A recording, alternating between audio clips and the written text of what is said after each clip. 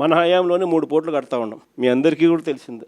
Ramayapatnam port దాదాపుగా 80% మన హయాంలోనే పూర్తి చేసినాం. ఇంకా ఈ మిగిలింది 20%. మూలపేటలో మన హయాంలోనే పోర్టు 30% పూర్తి చేసినాం.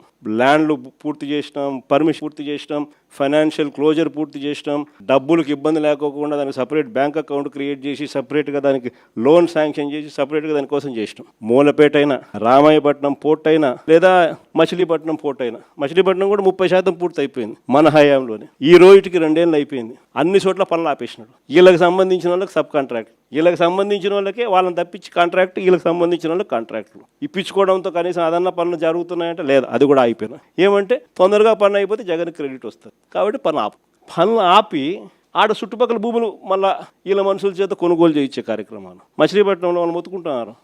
ఉన్నదానికి ఆల్రెడీ ల్యాండ్ ఇచ్చినాం, ఆల్రెడీ పోర్టు జరుగుతూ ఉంది. చెన్నైలో పోర్టు ఎన్ని ఎకరాల్లో ఉంది? చెన్నైలో పోర్టు. ఇక్కడ వీళ్ళకు 2000 ఎకరాల్లో పోర్టు కడతా ఉన్నారు, ఆపేసినాడు. ఇంకా ల్యాండ్ అక్విజిషన్ చేయాలంట. వీళ్ళ బినామీలందరినీ పంపించినాడు, భూములు కొనుగోలు చేసే కార్యక్రమం చేస్తూ ఉన్నాడు. దాని తర్వాత దాన్ని మొదలు పెడతాడంట. ప్రతి అడుగులోనూ కూడా నాకేంది అనే పద్ధతిలో రాష్ట్రాన్ని దోచుకోవడంతోనే ఈరోజు ఎక్కడ చూసినా కూడా అడుగులు జరగబడుతున్నాయి. ఇలాంటి వాతావరణంలో రేపు పొద్దున 2029 ఎన్నికలు జరగబోతున్నాయి.